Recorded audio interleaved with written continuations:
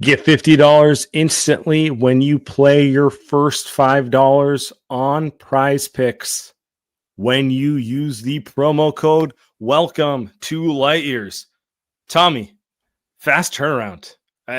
I reveled in the game 6 win for last evening, Sunday night, and next thing you know, I'm already grinding tape, locked in for game 1. Sammy Rosillo. It's my new thing. I just grind tape all day.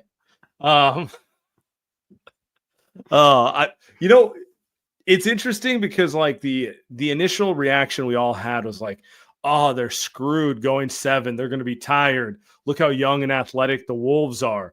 And there's truth to it. Like, I would have preferred they take care of business in game 5 and not play with their food. This would have been a better outcome for everyone. But as I'm looking at this matchup, I don't want to say like confident, but I'm certainly not like defeated. I feel pretty good about the Warriors' chances here. Yeah, I mean, so do I. And I think naturally, anytime you win a series, you're going to be on a little bit of a high as it is. Like, they played very well in game 7. It was probably their best game of the series, all things considered. And even after, blowing those 2 games, game 5, game 6, they came out with the proper energy. Obviously, you got that crazy Buddy performance, which kind of sustained the first half and then allowed Steph and Jimmy to do their thing in the second half.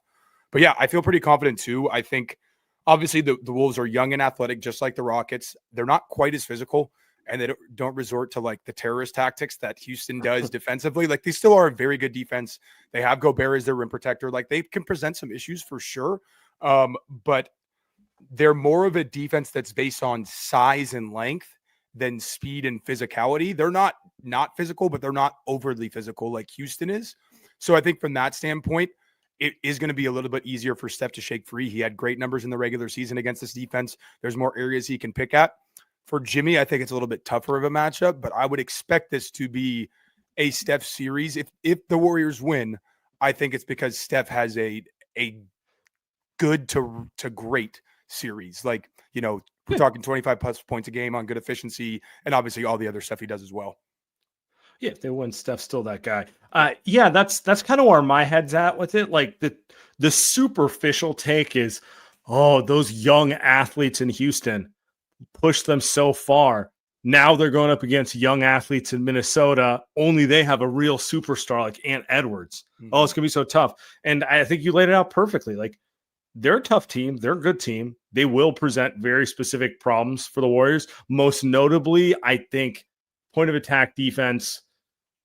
I'm not sure there's another team who's going to present more problems than Ant will for this specific roster. From that, like, they're just going to be playing from behind right there. You're hoping to kind of make him more of a volume score, but he's going to get his because they really don't have someone to match up that. But beyond that, I kind of like the way the Warriors match up with this team overall. You laid it out there, and I think the fact that they don't have someone who is a great Steph defender is kind of overlooked because they have really good wing defenders, but they have the kind of wing defenders who are really good at guarding LeBron and Luka. They're really good at guarding size, right? Like McDaniels might be the best wing at guarding like your 6'7", 6'8", point forward wing type, right? So like Jimmy might have hell this series, but he's not a guy who's set to chase Steph off like, the marathon that is guarding Steph, right? Like they don't have like that small guy who can stick to Steph off of 1,000 screens. Ant might be their best option at it. Yeah. And if they want Ant to do that, it's going to cost him a lot on the offensive end. In fact, I think the Warriors would love it. I think the Warriors would love it if they tried to have Ant guard Steph, because I think it would eventually slow down his offense. He'd start getting fatigued and probably settle for jumpers more than just going straight to the rim. Yeah, I am interested to see how Minnesota comes out with their matchups. I'd assume they go with what they normally go with, which would be Jaden on Steph, McDaniels. And then I would think they put Randall on Jimmy just to match the strength and not allow Jimmy to do any of his bully ball stuff like from the get-go. That would kind of be my assumption. I could see Ant on either Steph or Jimmy. Like they can toggle their matchups a little bit. But like you're pointing out, and I think one of the biggest misnomers about Steph and his career is like, oh, he really struggles with length and athleticism. And there's some truth to that. But I think that's more with like who's off the ball defensively. When he's going to the rim, the length and athleticism can bother him. But in general, he struggled more against a Dellavedova, a Fred VanVleet, guys who can get under him, take away his center of gravity, and really not give him space. They don't give him the airspace. Hack him. Get away with hacking him for 48 minutes. Right, 100%. And Minnesota just doesn't have those type of guys. They have guys who are athletic and long, not quite as fast. Their ground coverage, I don't think, is quite as good as Houston's. It remains to be seen. But I do like this matchup for Steph overall, and I don't think Minnesota is going to do a great job tracking his off-ball actions because, like, as athletic as Ant is and as special as he is, he does tend to get his head turned off the ball, and a lot of their defenders do that. Naz, Jaden will do that from time to time. Rudy's going to struggle on the perimeter against Steph, as we've seen for the past 10 years. So I think, like you said, that surface level, like, they're just as young and as athletic in Houston, and there is truth to that. But at the same time, I don't really think it's not that similar of a matchup defensively. No, it's a different roster. It's a different style. You mentioned Gobert. I think that's the biggest question here because Gobert, I mean, the Warriors have made a living out of embarrassing him for a decade straight. And I think the Wolves are two different teams when Gobert is in there and when he's not in there. Inside and like there are two Wolves. I mean, he had probably his best career playoff game in Game 5 against the Lakers there. Yeah. Impressive. He just owned them in the paint, wore them down, took advantage of small ball the way that people think bigs traditionally do. He really has never done that to the Warriors in a game that's mattered. But as we were reminded in the Houston series, this is not the prime Warriors with more shooting and with the ability to space them out. Do you think he has I guess my question for you is, do you think he has a better shot against the Warriors this time, or is it just going to be more of the same? I think he does. I mean, I think we saw some layers of that with Houston. And I think the really interesting question is who does Steve continue to start? Does he go back to Moses because they're worried about the Ant matchup and they want to put Moses on Ant from the beginning? Or does he stay with Buddy to keep more spacing out there and to make Gobert guard pods instead of letting Gobert kind of rest on Moody more or less and just kind of like pack the paint and dare Moses to make shots from the perimeter? So I think that could kind of determine whether they're able to play him off the floor early in the series or later in the series. So it's more about what Steve does to me than it is necessarily Gobert himself. It's can they find the right combinations to eventually render Gobert somewhat useless? He's always going to play. Like, they're not just going to bench him straight up, but it's about, can we get his minutes down to 25? And now they're playing small ball in your arena and Naz Reid is their center. And at that point, they don't really have great rim protection. Yeah, no, I mean, they are kind of two different teams. There's the Gobert is in there, and they might be the biggest team 1 through 5 in the league. I mean, they could put Ant at the 1, put, Dante honestly, at the 2.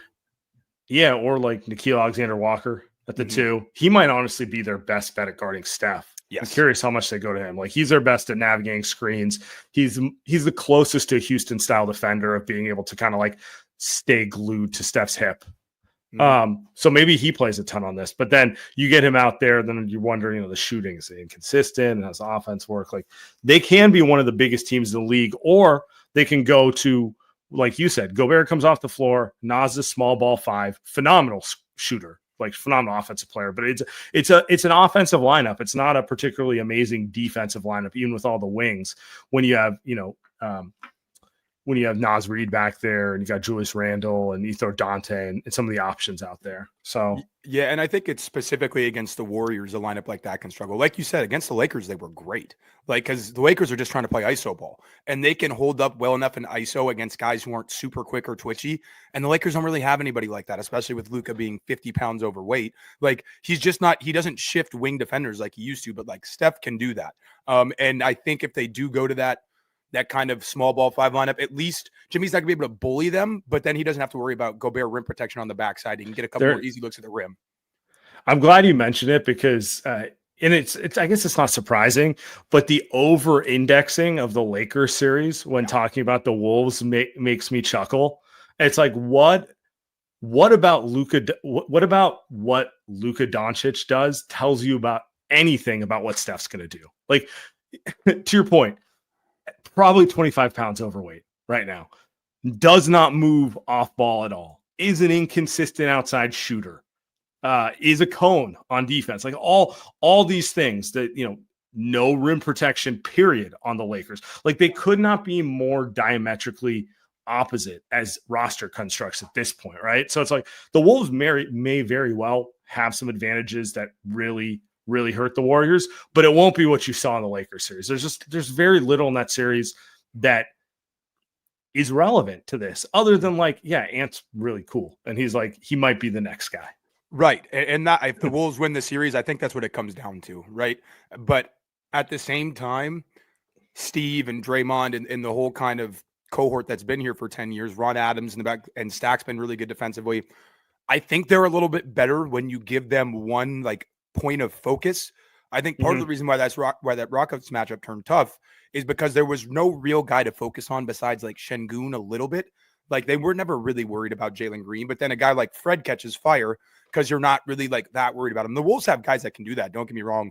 Nas has hurt them in the past, even though not this year really. Nas has actually struggled against the Warriors this year. Yeah, he's going for 40 in one of the first two games because he said that. Yeah, I know. He easily could. He easily could. We've seen him get hot time and time again against this Warriors team. Dante can definitely catch fire. Like the Wolves do have guys like that, but I do think in general, Steve and who's ever on the coaching staff have been really good at game planning around superstars.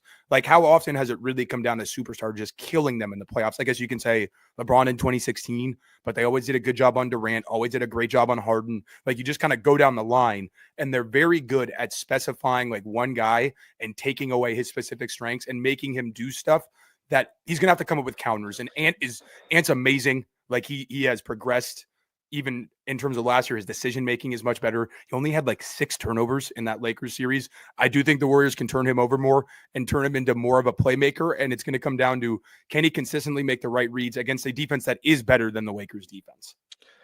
I also wonder if they do some of the things they've done to Kawhi Leonard in the past. Yeah. Kawhi and Ant are different, but the one similarity I would say is playmaking is probably their weakest point. Like are making plays for others. They're kind of killers. They're scorers, but like passing is definitely a secondary skill for them. Right.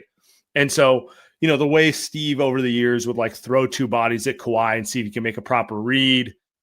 Do they do stuff like that to Ant and take their chances that he's not going to swing the ball or he turns it over? I could see that type of stuff, but I do kind of agree with you on the macro point, which is I think they're going to be very comfortable letting Ant dribble the ball as much as he wants. Do whatever. Like they don't want the ball moving. What they really don't want is Ant getting comfortable and then swing. And then Naz Reid will be the guy who we would really know it's working, or Dante, to your point, where they're just raining threes because the ball is moving at all stations. So yeah, and on that specifically, do you think? And I kind of mentioned this earlier. Do you think they stick with Buddy in the starting lineup, and then we see maybe Pods get that first shot at Ant, or do you think they try to come back with Moses to start this series and open up with him on Ant? Because I don't really know what direction they're going to go. I think after Game 7, you kind of have to try to stick with Buddy, but I think it's up in the air. I think it's going to be Moses or GP2. Oh. I also would not be surprised if they tried Quentin Post again. Which would obviously shift Draymond and Jimmy down a position. But I just, you do have a valid point. Like Buddy had the game of his life. Let him start the next one type of thing. But this is just a different type of a matchup they're going up against. They wanted Buddy out there because they had zero respect for anything Houston was doing offensively. And they're like, you know what? We can get away with his defensive deficiencies. We need his scoring out there. I think they're going to use Buddy more like a pure 6-man in this series. I don't know that it leads to him playing significantly less than he played in the last series, but I think he'll be just used in different combinations. I sound like Steve Kerr. It's all about the combinations. And I mean, they need Buddy scoring, like straight up. Like if they can get, he's obviously not going to make 9 threes again, probably. I mean, if he does, I hope he does. But they need his scoring. Like you're hoping you can get for the rest of the playoffs, as long as they're in this thing, you're hoping you get more of the October, November Buddy Hield than the guy who struggled for a majority of the regular season, because they just need that juice offensively. They really do. It's tough for them to score when they don't have that third guy coming along for the ride. It was Pods one game in the Rocket series. They got a couple good games out of Buddy, but they're going to need more of that. And I do think as long as he can hold up defensively, and he was really good in Game 7 defensively, Buddy was now. then he's going to continue to see 25 to 30 minutes a game because they just need that extra scoring punch that he can provide. Yeah, I agree. All right, guys. Springtime is here. Baseball season is officially underway. Don't miss your chance to add your favorite players to your Prize Picks lineups. And with the basketball playoff push here now, it's the time to join Prize Picks, the best place to cash in on your favorite sports. On Prize Picks, you can mix and match player projections from different sports. Combine your favorite baseball players with players from basketball, hockey, esports, you name it, you can combine it. Prize Picks is the best way to win real money this summer. Make your picks in less than 60 seconds and turn your sports takes into real money all season long. The app is easy to use. Create a lineup. Just pick more or less on a few player stats for your shot to win. So, guys, remember, download the app today. Use the code LIGHTYEARS to get $50 instantly when you play your first $5. That's code LIGHTYEARS. $50 instantly, first $5. Prize Picks, run your game. Light Years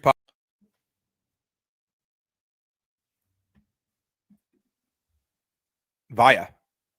If you haven't tried Via yet, you are seriously missing out. Whether you need to unwind, refocus, or just pretend you have your life together, Via is here to enhance your everyday. And let's be honest, probably your night too. So my favorite, and you guys know this from all my times talking about Via, my favorite Via products are the CBD ones specifically. They're Zen. It's fantastic for helping me get a good night's sleep when I've been struggling. So go out and get that, guys. It's worth it. Trusted by over 500,000 happy customers, Via is changing the game in natural wellness, blending powerful, high-quality hemp-derived ingredients to deliver real effect-driven benefits. Whether you're just looking to sleep better, have better libido, improve focus, recover, or simply relax, Via has a solution tailored for you.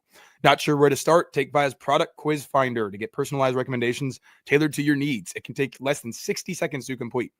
So if you're 21 plus, check out the link to Via in our description and use the code LIGHTYEARS to receive 15% off, free shipping on orders over $100. And if you're new to Via, you get a gift free of choice. All you have to do is choose Light Years Podcast in the drop down, and that's the best way to support our show. So enhance your everyday with Via.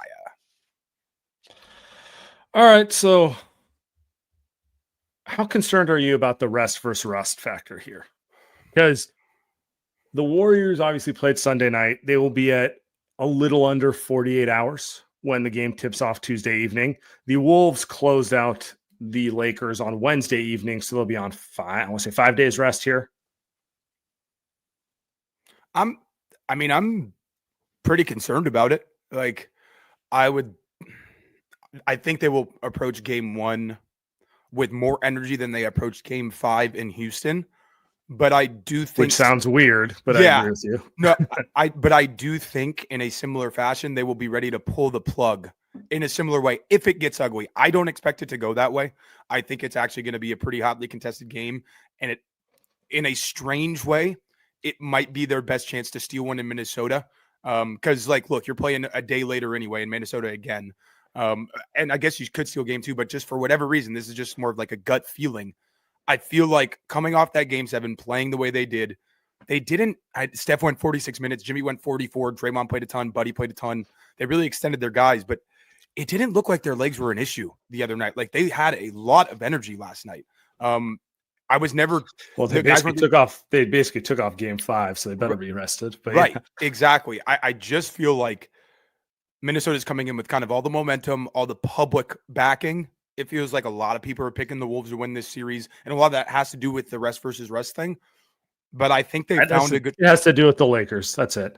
Yeah. People, it's the Laker media. They beat the Lakers. Obviously, they're going to beat these other teams. Yeah, only person to pick the Warriors on ESPN, oddly enough, was Ramona Shelburne. Warriors in 6. Wasn't expecting that one. Shout out, Ramona, friend of the show. Yeah. But yeah, I think they do have a good chance to go in there and steal game 1. But what I'm really looking at is, can they just like get this series to game 5, like make it 2-2 going into game 5, because then they get that 3-day buffer between games 5 and game 6, and that gives them a chance to like catch up on any of the rest that they're missing currently. Yeah, that is kind of one of the weird things. Like, you knew going to 7 there's going to be a tight turnaround, but for whatever reason, the way this thing got scheduled out, it's every other day for the first 5 games, and then there's some breaks in there. Mm-hmm. So I expect them to be super strategic. you pretty much took my take, so I'm a little annoyed by that. But I kind of expect them to try to steal game one, and I would not be shocked if they got blown out in game two. Yeah. If that's the scenario where they're looking at it through the lens of we came to Minnesota to get one, and you know what? If I only played 22 minutes in game two, it's okay. You know, that type of thing. I don't love that approach, but it's not unique to this year's Warriors team. They've always kind of had that feel out a series and pick your moments approach. They've just had more overwhelming talent, like in the past during peak dynasty years where they like really could just take care of anyone in 4 to 5 games. So, yeah, I'm not too concerned over the rest versus rust thing. What is a bigger concern for me, honestly, is who Shaq called it? The others. I kind of hate that term. It's kind of derogatory as hell. Super derogatory. But like, all right, so like, we can talk through it. Like, this needs to be a Steph series. I expect Steph to average 30 in that range. I expect him to be a superstar. They're not winning this series if Steph looks tired and terrible. Just point blank, putting it out there. I think Jimmy's going to struggle offensively more than he did in previous series. This is one of the better teams at matching up with him. I still expect him to average 18 to 20 points, but I don't think we'll see the 40-point Jimmy nights that we've seen, in some other matchups. And that's kind of the cool thing, by the way, about Steph and Jimmy. I feel like most teams are geared to have personnel to guard one style versus the other. Very few teams have the personnel to guard both. So sometimes it does come down to this is a Steph series, this is a Jimmy series type of thing, with the understanding they're both obviously going to play well.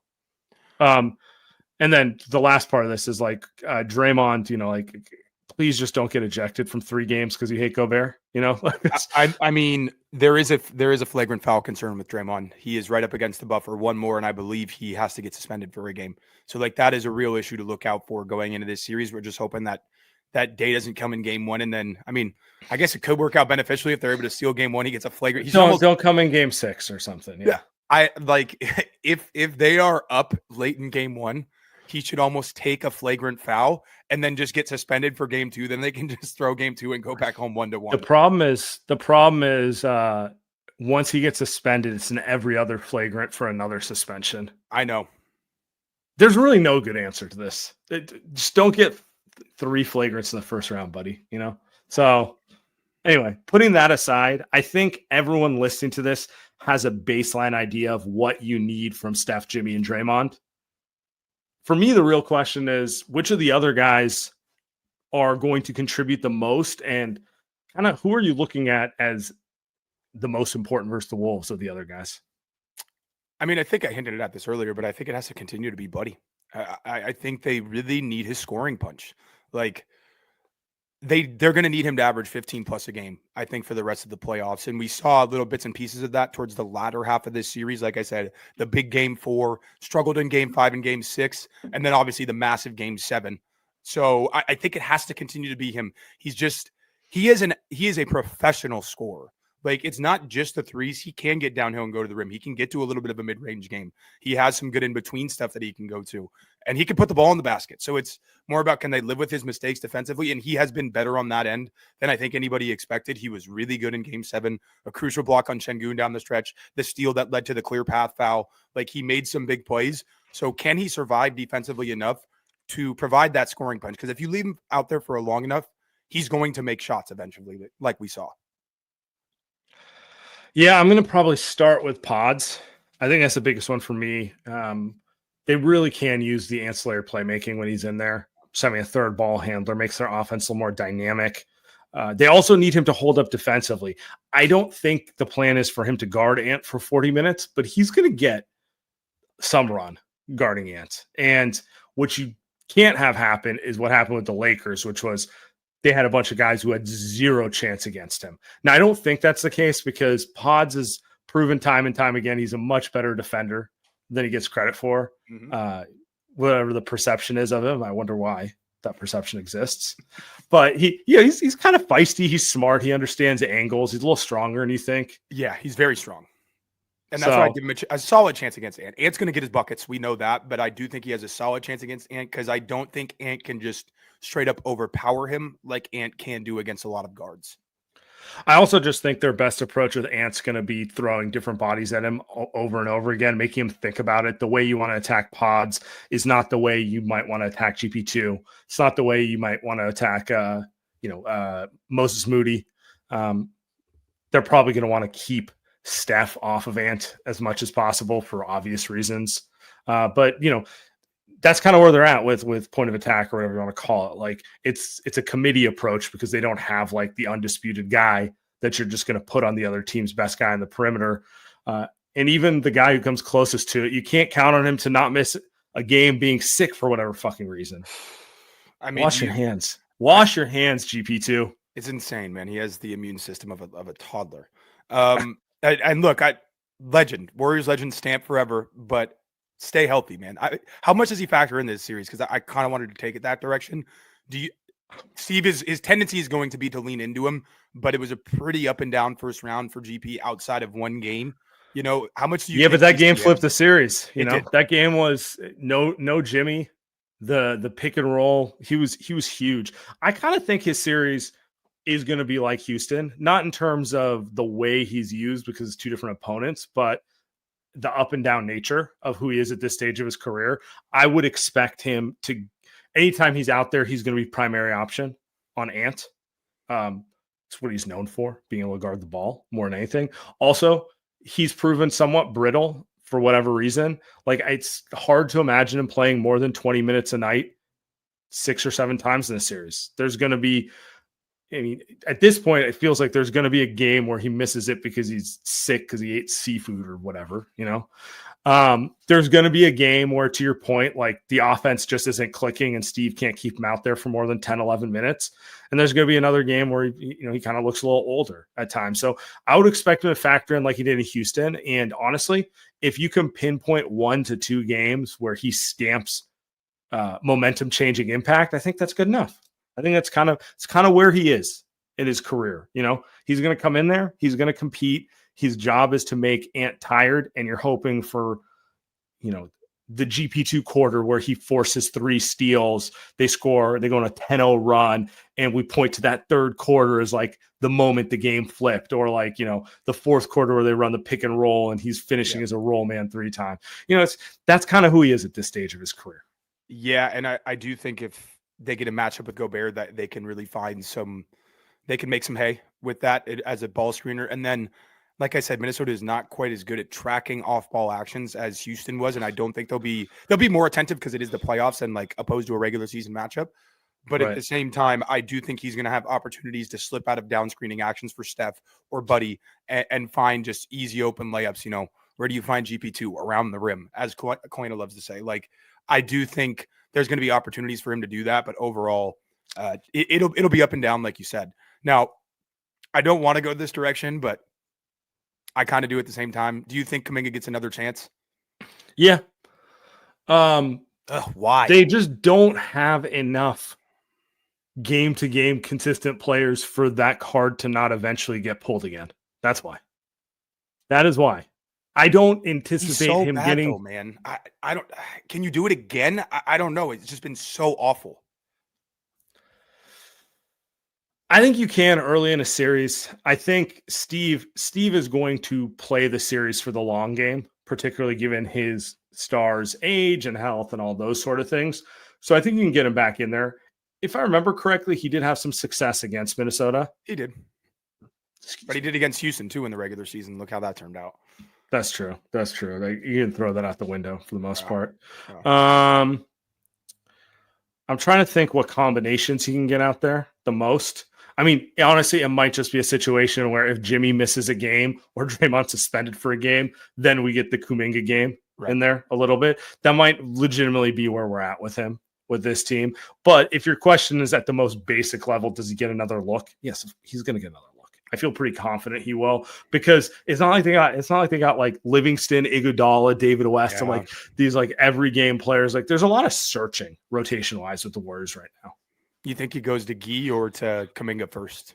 If one of them gets a look early in the series.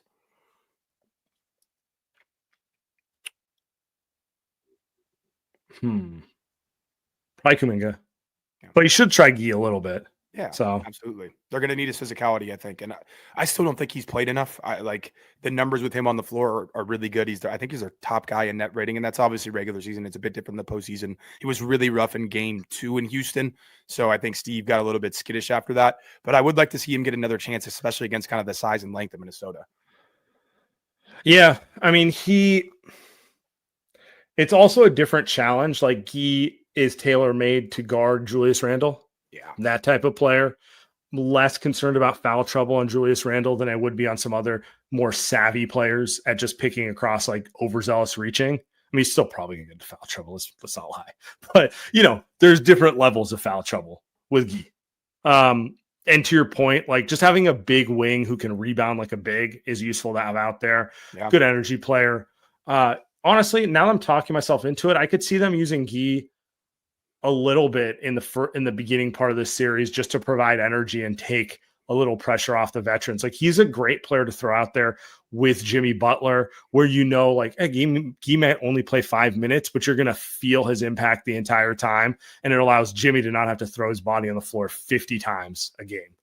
Yeah, and he can also stick an open three. It's still somewhat inconsistent at this point in his career. It's debatable, to be honest, but yeah, I mean, I think he hit 2 in game 5 in Houston. Like it looks good enough coming out of his hand to where I feel relatively confident. I mean, look, it's all relative on this Warriors roster, right? Like nobody outside of Steph and Buddy is a great shooter or even good on most nights for that matter. So it's just, it's it's the Miami Heat thing where like, Spo would always toggle between like whoever had the hot hand depending on the series. So I think Steve's just going to have to do that for the entirety of this playoff run, honestly. It would not surprise me if Guy found his way into the rotation because for whatever reason, he started feeling comfortable with his three and was able to consistently stick that open corner three, the one that they're absolutely not going to guard, that they're going to give him. They're going to say, prove it. And by the time he's proved it enough for them to change the scheme, you probably won a game out of it. You probably had your Guy Santos made 4 threes game and everyone's like, how did they win that game type of moments. So I wouldn't be surprised. Like, I think the only thing that has really been going through my mind through the whole thing is don't take what you learned in the last series as informative for the next series. Mm-hmm. Totally. And honestly, that stretches to Kuminga too. Could not be a worse stretch for him right now, but he's going to continue to get opportunities. And who's to say he doesn't start taking advantage of them? I mean, God, I hope he does, but there's nothing that gives me confidence that he will. He's never been good in the playoffs. Like even when he's had good regular seasons, he just ended up out of the rotation in 2023 after having like a very good stretch of regular season play to close the season. He's not a playoff player at this stage in his career. He doesn't process the game quickly enough. He doesn't rebound. He's not physical enough, not attentive enough, doesn't shoot the ball well enough. I mean, I can go down the line. I need someone to cut this up over some Ball Don't Stop music.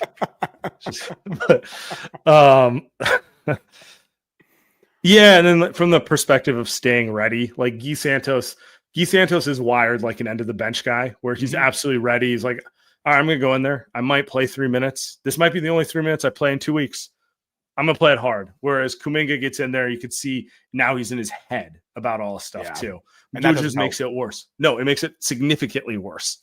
And I don't really know what the Warriors can do. Like they can't just give him 3 games of 40 minutes to get comfortable. Like that chance doesn't exist right now. If this was the regular season, I would say, dude, just commit to giving him a very structured 25 to 30 minute role. Let him find his legs. Let's see where we're at the end of this like 5-game stretch. But you can't do that in the playoffs. So it is what it is. Final, before we get out of here. And by the way, everyone listening, we will be live after game 1, as we always are. Predictions. Okay, well, first of all, I did want to hit on this a little bit. Are we concerned about Steph and Jimmy's injuries? Like, what percentage do you think Jimmy is at right now? Because I think that kind of, I kind of know where I'm at in my head, but I think that kind of informs where we want to go with this series. I'm not concerned. Okay.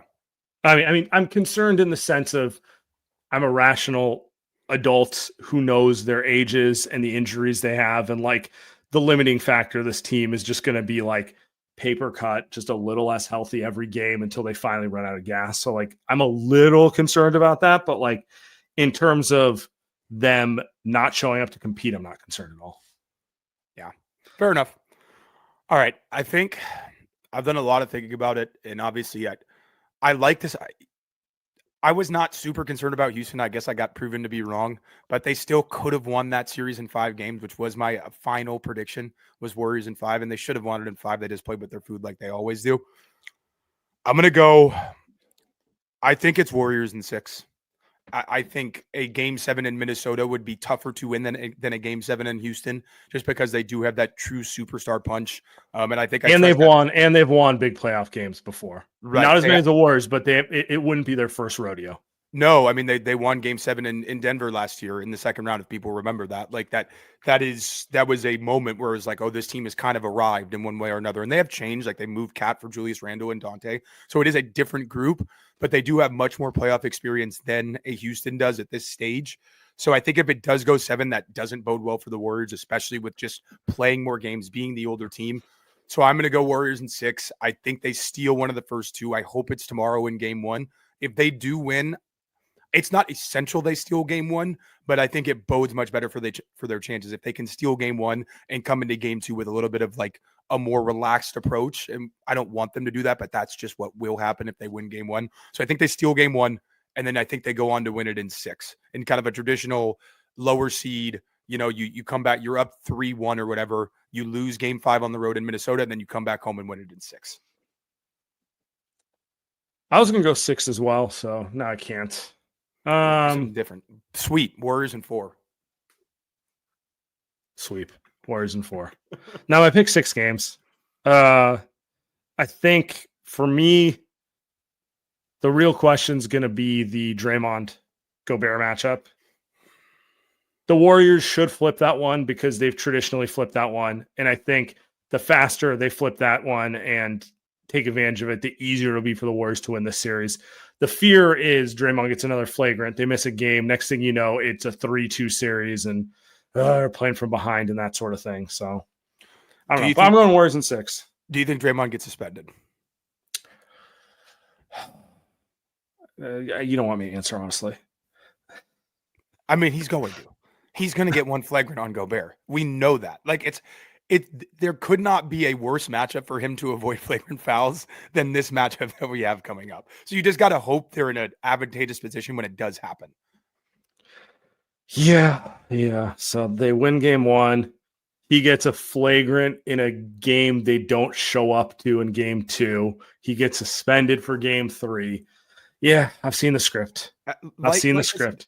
If they are up by like 10 plus with a couple minutes left in game 1, he should legitimately take a flagrant foul. I'm not even joking about that. Get suspended for game 2, because then at that point you never want to throw a game in a playoff series, but like at that point it's house money in game 2. If you can somehow steal without Draymond, fantastic. If not, you're going load manage game 2. Absolutely, 100%. I mean, there's people that online that have, and I've said this too.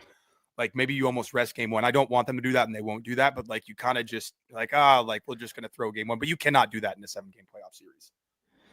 No. You got to go for your punch, and then if you have a letdown afterwards, then you pull the horses, and you don't want that either. That's kind of lame too. But you for sure can't like preemptively throw a game, just being that cocky. No. All right, appreciate everyone. We'll be live after.